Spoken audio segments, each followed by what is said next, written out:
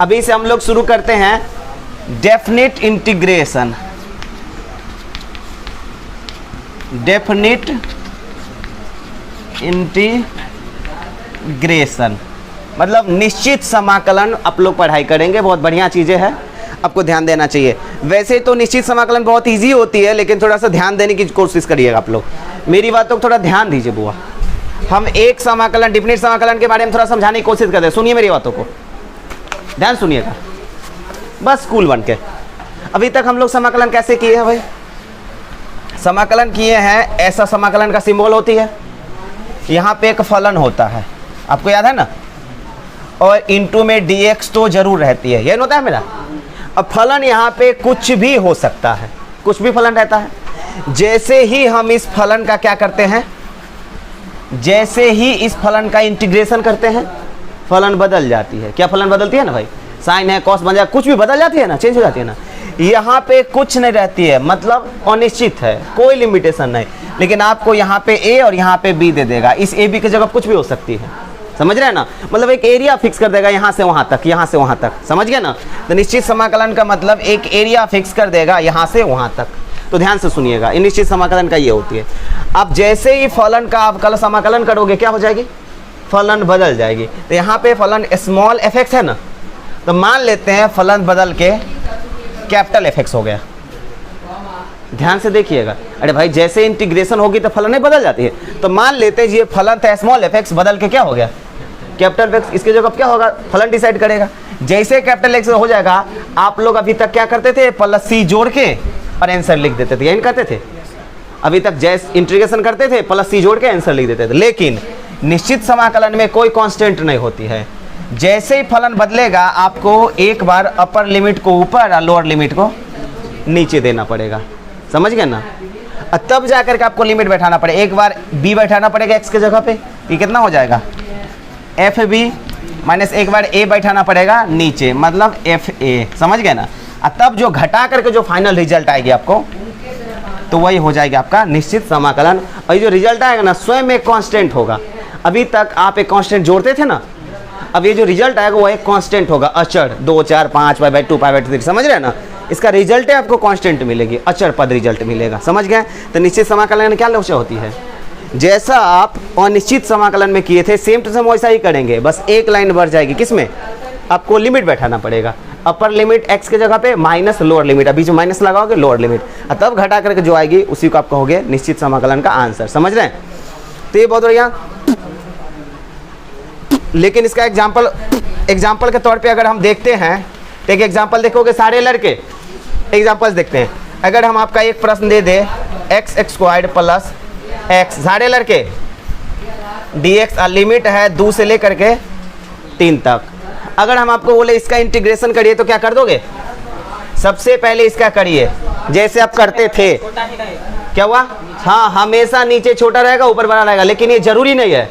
कभी कभी नीचे भी बड़ा ऊपर भी छोटा होगा। तो हम इसको आगे पढ़ते हैं उसके प्रॉपर्टीज में, समझ रहे हैं ना।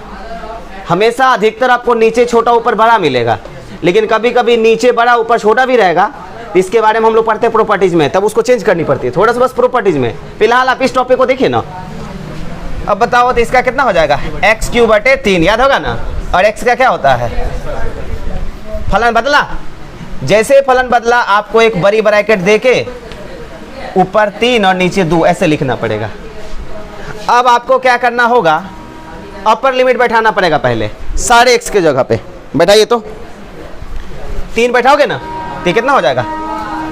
3 3 9 3 27 बटा 3 प्लस 3 बैठाना पड़ेगा 9 बटे 2। क्या किए हो आप? क्या किए हो आप? फलन में x के स्थान पे अपर लिमिट बैठाए हैं, फिर माइनस फार्मूला से। अब लोअर लिमिट सारे x के जगह पे जहां जहां है, 2 दूनी 4 दूनी 8 बटा 3 प्लस 2 दूनी 4 बटे 2, लोअर लिमिट बैठ गया, समझ गए। अब आपको जोड़ घटाव करना पड़ेगा थोड़ा सा। अब बताओ इसका जोड़ घटाव हो जाएगी? ये बताओ कितना होगा? जो 27 में 3 से गया कितना? 27 में 3 काटेगा 9 तिया 27, और 9 और प्लस 9 बटे 2 जुड़ेगा तो कितना हो जाएगा? 9 दूनी 18, 27 बटे 2 हो जाएगा। हो नहीं समझ रहे का? 27 को 3 से कट के 9 हो जाएगा, तो यहाँ 9 + 9/2, तो 9 दूनी 18, 9 27/2, समझिए पूरा लपेट लिए। माइनस इसको कितना हो जाएगा, 4/2 को हम लोग कहते हैं 2, तो ये हो जाएगा 3 दूनी 6, 3 दूनी 6 और 8 6 14/3। अरे भाई हो जाएगी। अब आपको थोड़ा सा भिन्न का घटाव जोड़ करनी पड़ेगी, 3 6 का लघुत्तम कितना हो जाएगा 6, जो आपको आंसर निकलेगी वही आपका हो जाएगा जोड़ घटाव था लिस्ट, समझ गया ना। कुल मिला करके आपको निश्चित समाकलन में थोड़ा सा काम बढ़ जाएगी और निश्चित समाकलन से, क्यों, क्योंकि लिमिट विमिट पुट करने में थोड़ा टाइम लग जाएगा ना, बाकी प्रोसेस सेम होगी, बाकी सेम प्रोसेस, कुछ ऐसी है प्रॉपर्टी रिलेटेड जो आपको पढ़ना पड़ेगा, आपको मजा आएगा। हाँ, क्योंकि इसका आंसर स्वयं आपको कांस्टेंट मिल रही है, क्योंकि निश्चित समाकलन में आपको आंसर ही आएगा कांस्टेंट, सब का आंसर आएगा कांस्टेंट, आंसर कांस्टेंट है ना रही है, तब को कांस्टेंट बैठाने की जरूरत नहीं है, आंसर स्वयं आएगा कांस्टेंट, समझ गए। तो ये चीज़ है बड़ी ध्यान से, तो ये कुछ है जिसके बारे में आप लोग काम कर सकते हो। लेकिन सबसे पहला टाइप जो है उसमें लिखा गया है योगों के रूप के सीमा के रूप में निश्चित समाकलन। एक मिनट, हम आपके एक मिनट यार, टाइप 14 का हम एक सवाल देखना चाहते हैं। सवाल नंबर पहला थोड़ा बताओगे तो, इंटीग्रेशन किसका करना है, x dx a से लेकर के b तक, क्या इसका इंटीग्रेशन करना जानते हो आप, तक खुश हो गएंगे। x²/2 अपर लिमिट b और a, एक बार b बैठाओगे तो कितना हो जाएगा b²/2 माइनस एक बार a बैठाओगे a²/2, अब आंसर मिलाओगे तो b² माइनस a² एलसीएम 2 हो गए ना आंसर, खुश हो गए हैं। लेकिन इसे 5 नंबर मिलते हैं आपको सॉल्व करने में, लेकिन ये 2 नंबर ये ऑब्जेक्टिव है, लेकिन आपको एक में पूछा गया है योगफल के सीमा के रूप में, मतलब आपको प्रूव करनी है जो ये कैसे आया, और ये बड़ी विचित्र होती है, इसी को देखना है तब जाकर के ये वाली चीज़ों को देखना है, समझ गए ना। तो इसके लिए पूरा समय लेंगे हम, क्या इसको थोड़ा सा नोट कर लीजिए ना, थोड़ा सा, और निश्चित समाकलन को थोड़ा सा नोट कीजिए, हम देखते हैं। वैसे ये नोट करने की चीज़ नहीं है, लेकिन फिर भी नोट करो। सुनिए सारे विद्यार्थी, सुनिए सारे स्टूडेंट्स, सारे लड़के, हम आपको पढ़ाने वाले हैं। आपका सवाल पूछा जा रहा है जो कि एक 5 नंबर में पूछा जाता है योगों की सीमा के रूप में, योगों की सीमा के रूप में समाकलन, बहुत बढ़िया चीज है ये, सिर्फ सुनिएगा, योगों के सीमा के रूप में समाकलन हम आपको बताने की कोशिश करेंगे। ये हम एक लाइन खींच रहे हैं, समझे, ये एक लाइन खींच रहे हैं। लाइन खींचने से पहले मेरी बात एक जवाब दीजिएगा, मेरी लाइन खींचने से पहले एक चीज सुनिएगा। बछवाड़ा दलसिंहसराय दोनों के बीच की दूरी कितना है, हम पूछ नहीं रहे हैं, हम आपको नापने के लिए देंगे। आपको ना, सुनिए मेरी बातों को, बछवाड़ा से दलसिंहसराय बीच की दूरी कितनी है आप नापिए, बछवाड़ा से दलसिंहसराय के बीच की दूरी कितनी है आप नापिए। सिर्फ हम आपको सवाल पूछे दूरी नापने के लिए, फुल स्टॉप। तो आप कुछ इस प्रकार से दूरी नापोगे, मोटरसाइकिल से भी नाप सकते हो दूरी, नहीं नाप सकते हो। बछवाड़ा से दलसिंहसराय के बीच की दूरी नापना है तो आप मोटरसाइकिल से भी दूरी नाप सकते हैं। जैसे मोटरसाइकिल का ना मीटर देख लीजिए, मोटरसाइकिल का मीटर देख लीजिए, जो उस मीटर में कितना अंकित है, तो मीटर देख लीजिएगा, माना कि 10,050, एक मिनट यार, 10,050 मीटर में अंकित है, मतलब 10,050 किलोमीटर मोटरसाइकिल चला हुआ है, ठीक है ना। अब बछवाड़ा में गाड़ी खड़ा है, मीटर लिख लिए 10,050, सही है, 10,050 लिख लिए ना, 10,050 आप लिख लिए, बछवाड़ा में गाड़ी खड़ा था। अब गाड़ी लेकर चल दिए उस रास्ते जो एकदम रेलवे के बगल वाला रास्ता नहीं है, एकदम रेलवे के बगल वाला रास्ता से बछवाड़ा से दलसिंहसराय की तरफ चल गए। ध्यान से सुनिएगा, रेलवे के साइड वाले रास्ते से बछवाड़ा दलसिंहसराय चले गए। अब दलसिंहसराय पहुंच गए, है ना, तब मीटर देख लीजिए, दलसिंहसराय पहुंच गए तब मीटर देख लिए, तो आपको मीटर में था 10,060, तो डिस्टेंस कितना हुआ 10,060 माइनस 10,050 बराबर 10 किलोमीटर। बड़े आराम से दूरी नाप दिए ना। पूरे बछवाड़ा से दलसिंहसराय के बीच की दूरी 10 किलोमीटर हुई। आप नाप दिए ना, मतलब अपर लिमिट में से लोअर लिमिट को घटा दिए, मतलब बड़ा में से छोटा वाले को घटाए ना भाई, जैसे अभी हम थोड़ी देर पहले समझाए थे, बड़ा वाले में से छोटा वाले घटा दिए, 60 में से 50 को घटा दिए, 10 में हो गए। चलो दूरी नाप दी आप, ध्यान से सुनिएगा, वो दूरी आप नाप दिए। अब हम सवाल पूछते हैं आपसे, ध्यान से सुनिएगा, अब हम सवाल पूछते हैं। चूंकि अब बछवाड़ा से दलसिंहसराय के बीच की दूरी नापे हो, मतलब आप बछवाड़ा से दलसिंहसराय बीच तो गए होंगे तभी दूरी नापे हो। तो हम आपसे सवाल पूछते हैं, बछवाड़ा से दलसिंहसराय के बीच में गुमटी कै गो है? नहीं नहीं, आपको अभी नहीं पूछ रहे हैं, पहले यहाँ सुनो सवाल। बछवाड़ा से दलसिंहसराय के बीच में गुमटी कै गो है? अब तो बछवाड़ा दलसिंहसराय दूरी नापे हो, अब तो वहाँ गए हुए, टोटल यहाँ से वहाँ तक आप दौड़े हो, तो गुमटी कै गो है? एक सवाल पूछेंगे, ये जवाब देना पड़ेगा।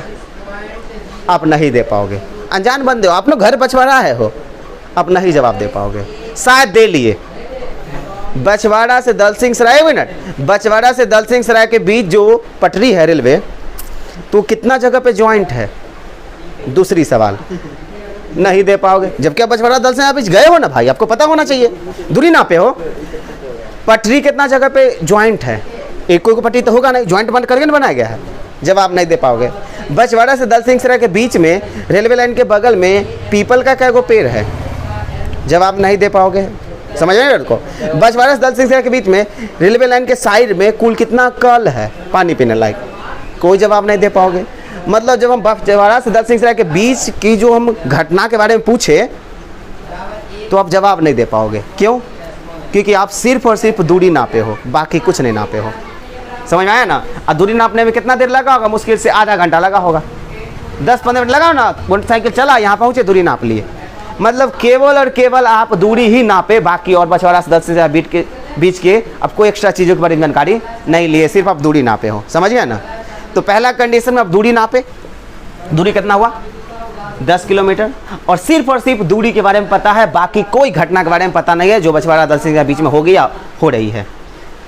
एक दूसरे लड़के को बुलाए और उसको काम दिए कुछ इस प्रकार, देखो बछवाड़ा से दलसिंहसराय के बीच की दूरी नापना है। एक दूसरे लड़के को काम दिए, बछवाड़ा से दलसिंहसराय के बीच की दूरी नापना है, लेकिन मोटरसाइकिल से नहीं, इंची टेप से, फीता से नहीं, जैसे घर फीता होता है नहीं, वो घर बनता है तो फीता, तो मोटरसाइकिल से ना आए, फीता से बछवाड़ा से दलसिंहसराय के बीच की दूरी नापना है।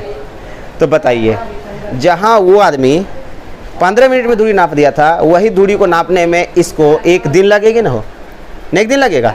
उसको बछवाड़ा से दलसिंहसराय के बीच की दूरी नापना होगा फीता से ना, तो सवेरे ही खा पी करके चल गया बछवाड़ा, है ना।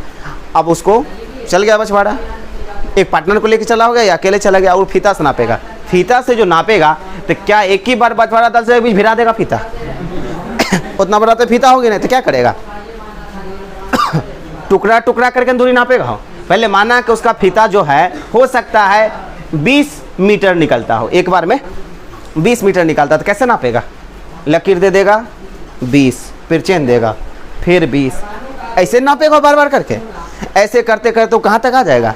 बछवाड़ा। तो बताइए, तो जहाँ पे वो बंदा मोटरसाइकिल वाला 15 मिनट में दूरी निकाल दिया 10 किलोमीटर, वही उस आदमी को 10, उसके लिए भी तो 10 किलोमीटर दूरी होगा, क्योंकि दूरी थोड़ी ना घटेगी बढ़ेगी।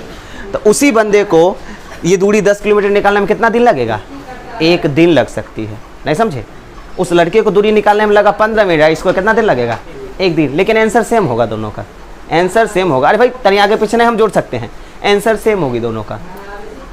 लेकिन ये जो दूसरा बंदा है जिसको दिन भर लगाया, तो सिर्फ वह दूरी नहीं निकाला, दूरी के साथ साथ बछवाड़ा और दलसिंहसराय के बीच की एक एक चीज़ों की जानकारी हो गई। समझ रहे हैं ना? कदम कदम ना चला है। उससे पूछोगे जब वो बछवाड़ा से दलसिंहसराय के बीच कितना जगह जॉइंट है, तो एक एक जॉइंट को देखा है। बछवाड़ा से दलसिंहसराय के बीच में कॉल है का? बिल्कुल कॉल है, क्योंकि दिन भर जो रहा है तो उसको भूख लगा होगा, पानी प्यास लगा, पानी पियाना। कितना पीपल का पेड़ है, छाँव में आराम किया होगा, बहुत मतलब वो उस बछवाड़ा से दलसिंहसराय के बीच को ना फील किया है बंदा। डिस्टेंस तो दे ही दिया, साथ ही साथ वो फील किया। सब कुछ ना पता है उसके बारे में, समझ गए का? सब कुछ पता है। तो ये जो पहली विधि से जो दूरी निकालते हैं ना, पहली विधि से जो दूरी निकाले 15 मिनट में, उसको कहते हैं नॉर्मल निश्चित समाकलन, है ना, जो सिर्फ आंसर दे देगा। और अभी जो आप देख रहे हो योगों की सीमा के रूप में, ये है दूसरी विधि जो फीता से नापने वाला, नाम में है योगों की सीमा के रूप में। मतलब जितना आपका सीमा है ना, उसको टुकड़ा कर दो, जितना भी आपका सीमा है उसको कर दो टुकड़ा। और टुकड़ा करने के बाद सबको जोड़ दो, जैसे वो बंदा किया था 20-20 मीटर का टुकड़ा नहीं कर दिया था भाई, अरे यार 20-20 मीटर का टुकड़ा किया था ना, और टुकड़ा को क्या कर दो, जोड़ दो, समझ में आया ना। तो ऐसे ही आपको योगों की सीमा के रूप में समाकलन करना है। जो सवाल को बनाने में आपको 10 सेकंड लगेगा, उसी सवाल को बनाने में आपको 10 मिनट लगेगी, लेकिन मार्क्स आपको मिलेगा अलग अलग, क्योंकि अगर आपको बोल दे जो योगों के सीमा के रूप में ज्ञात करे तो आपको ये 5 नंबर मिलेगी और डायरेक्टली में आपको 1 नंबर मिलेगी, समझे। तो बड़ी ध्यान से इस चीज़ों को सुनना चाहेंगे। अब थोड़ा सुनोगे ध्यान से क्या, अब आप ध्यान से सुनोगे जिस योगों की सीमा के रूप में समाकलन कैसे करते हैं, क्योंकि ये कहानी सुनाने का मतलब होता है एक माहौल क्रिएट करना। अब थोड़ा सीरियस हो जाओगे आप मेरे तरफ और अब मेरी बातों को गौर से सुनोगे और आपको मजा आएगा। एक 5 मिनट का सवाल है, पहले 7 नंबर में पूछा करता था, अब हो गए 5 नंबर। क्या शुरू करें, हम शुरू करें।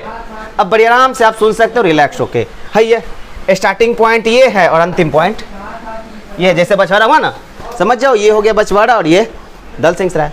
तो स्टार्टिंग पॉइंट ये है जिसको आप कहोगे ए, और इसको क्या बोल दो, बी बोल दो, समझिए ना, ऐसे बी तक। अब आप डायरेक्टली नहीं नापना है, आपको टुकड़ा करके नापना है। अरे भाई डायरेक्टली नहीं नापना है, क्या करना है, जैसे फीता से नहीं टुकड़ा किया था, टुकड़ा करके नापना है। तो चलिए टुकड़ा करते हैं। तो टुकड़ा एक फिक्स निश्चित दूरी का करेंगे, नहीं तो पहला टुकड़ा मान लेंगे 20, उसके बाद 10, फिर 30, फिर 50, ऐसे करेंगे। अगर 20 मीटर एक बार नाप रहे हैं तो सब 20 से 20 से ना मापेंगे, तो बाद में जोड़ घटा गुना करने में आसानी होगी। तो चलो पहला कितना था, ए, यह एक टुकड़ा बनेगा, यह एक टुकड़ा बनेगा, यह एक टुकड़ा बनेगा, ऐसे करते करते टुकड़ा नहीं बनेगी हो। तो ये क्या हुआ, ए, और प्रत्येक टुकड़ा की लंबाई जो है, प्रत्येक टुकड़ा की लंबाई जो है वो है एच। मान लेते हैं स्टार्टिंग पॉइंट कितना है, ए, अंतिम पॉइंट बी। इस ए बी की जगह पे प्रश्न देगा आपको, पहला टुकड़ा की लंबाई कितना हो गई है, एच, तो ये भी एच एन होगा हो। अरे भाई सब एच एन होगा, नहीं समझ रहे ना। ए गो एच, 2 गो एच, 3 गो एच, 4 गो एच, डॉट डॉट डॉट यहाँ तक जाते हुए कै गो एच हो जाएगा। अरे भाई यहाँ तक टुकड़ों की संख्या कितना बताओ तो, एक टुकड़े की लंबाई, एक टुकड़ा का साइज एच, टुकड़ों की संख्या। कैसे आप जोड़ोगे, ध्यान सुनिएगा कैसे आप। सबसे पहले एक टुकड़ा की लंबाई कितना था, 20 मीटर, तो डायरी पे लिखते जाते थे 1 2 3 4 5, दल सिंह सराय पहुँचते पहुँचते हो सकता है 500 होगा, नहीं होगा। तब क्या किए होंगे, 500 गुने 20, तो मीटर में नहीं निकल गया होगा टोटल, फिर उसको किलोमीटर में कन्वर्ट किए होंगे, समझ में आया कि नहीं। तो यहाँ पे टुकड़ों की लंबाई कितना है, h, और टुकड़ों की संख्या कितना है, तो यहाँ पे हम लिख देंगे टुकड़ों की संख्या, मान लेते हैं क्या होगा, n, समझ गए ना भाई। टुकड़ों की संख्या क्या होगा, n। अब इस n की जगह कुछ बोल सकता है, जैसे वहाँ टुकड़ों की लंबाई कितना था 20 मीटर और टुकड़ों की संख्या कितना था 200, तब ना 20 गुने 200 करते थे। तो बताओ ये जो b है फाइनल दूरी, ये जो b जो है वो फाइनल दूरी है, ये कितना होगा। तो ये जो टोटल, एक मिनट, ये जो यहाँ से यहाँ के बीच ये जो b है ना, तो अगर मोटरसाइकिल वाला बंदा अगर दोनों के बीच दूरी निकालते हैं तो कैसे निकलता पता है, तो सीधे लिख सकते हैं ना, अब b माइनस ए, ये क्या हो गया, मोटरसाइकिल वाला कैसे निकाला था, बड़ा में से छोटा वाले को घटा लिया था। तो हम भी वैसे किए थे, ध्यान से देखना, ध्यान से देखना। क्या आपको समझ में आई कैसे, यस। चलिए पहले हम कैसे निकाले, बड़ा माइनस छोटा, है ना, ये निकला किसके द्वारा, मोटरसाइकिल वाला ऐसे ना दूरी निकाला था, b माइनस ए, एकदम टोटल में से ना पीछे वाले को घटा लिया। और वो दूसरा वाला लड़का कैसे ज्ञात किया था, टुकड़ों की संख्या गुने टुकड़ों की लंबाई, याद है ना, टुकड़ों की संख्या गुने टुकड़ों की लंबाई। तो एक टुकड़ा, टुकड़ों की लंबाई कितना है आपके पास h, और टुकड़ों की संख्या कितना है n, तो n गुने h नहीं हो जाएगा हो, समझ, ये दोनों दूरी क्या होगा, बराबर। अब यहाँ से a आपके प्रश्न में दिया हुआ रहेगा, b भी आपके प्रश्न में दिया हुआ रहेगा, समझ में आ रहा ना। अब यहाँ से आप n का भी मान निकाल सकते हो, तो यहाँ से क्या आप बताओ n का मान कितना निकलेगा, सो b माइनस ए बटे h, यहाँ से n का भी मान निकाल सकते हो, ये h है बुआ, और यहाँ से h का भी मान निकाल सकते, h का मान कितना होगा, b माइनस ए बटे n, समझ गए।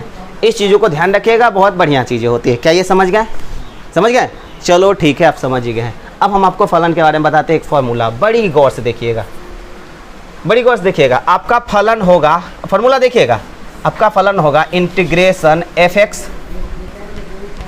Into D x. यहाँ पे कोई भी फलन हो सकती है, और लिमिट क्या होगा, ए से लेकर के बी तक, है ना।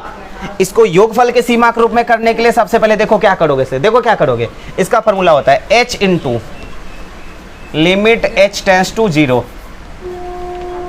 अब दिमाग खराब नहीं होना चाहिए लिमिट वाला सवाल से, लिमिट h टेंस टू 0। अब सबसे पहला होगा F A plus F A plus H plus F A plus 2h dot dot dot dot dot F A plus n minus 1h।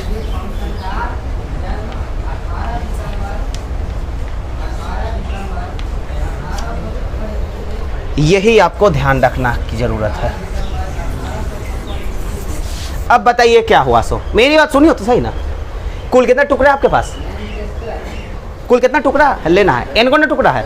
देखो ये पहला टुकड़ा, ये दूसरा टुकड़ा, ये तीसरा, चौथा, पांचवा। बताओ पहला टुकड़ा में ना, पहला टुकड़ा है ना ये दूसरा टुकड़ा, ये देखिएगा टुकड़ा जैमा बोल रहे हो ना h उससे कम है। पहला टुकड़ा में h क्या गो है, एको गुना है। दूसरा टुकड़ा में h क्या गो है, देखो गौर से। अरे भाई ये आपको पहला नहीं दिख रहा है, ये है ना फर्स्ट, ये है सेकेंड, ये है थर्ड। अब देखिएगा जैमा पद है ना h उससे एक कम है। देखो यहाँ पे थर्ड है तो h के बगल में क्या है 2, सेकेंड है तो h के बगल में कितना है n। तो उसी प्रकार ये क्या होगा, nth नहीं होगा, नहीं होगा nth, क्योंकि जैमा पद h उससे एक कम। समझ रहे कि नहीं हो। अगर पचमा पद होगा तो h की जगह में कितना होगा 4, तो ये nवा पद है तो इसकी जगह पे n से एगो कम नहीं है। तो ये बहुत ही बढ़िया चीज़ है, ये लिमिट का सवाल है जिसको आपको और ज़्यादा क्लियर होगी जब आप एक दो सवाल बना लोगे साथ में, तब समझ गए ना। तो इसी को हम लोग कहते हैं। अब h के जगह पे मान बैठा दोगे आप, समझ रहे हैं ना, इसकी जगह पे मान बैठा दोगे, कोई दिक्कत नहीं होना चाहिए, कोई प्रॉब्लम नहीं होना चाहिए, कोई दिक्कत नहीं। तो ये बहुत ही बढ़िया चीज़ है। एक फार्मूला और बनती है, ध्यान से देखिएगा, इसी में एक फार्मूला और बनती है। इसी को अभी आपको इस प्रश्न में सब जगह एच एन दिख रहा है ना। अगर आपको h का मान बैठाना चाहते हो तो h का मान क्या बैठेगा, h का मान बैठेगा b माइनस ए बटे n। तो अगर n के रूप में लाना चाहते हो तो आपका देखो प्रश्न क्या होगा, लिमिट n टेंस टू अनंत, और वही चीज़ आपको डालना है F A plus H F A plus 2h dot dot dot dot F A plus n minus 1h।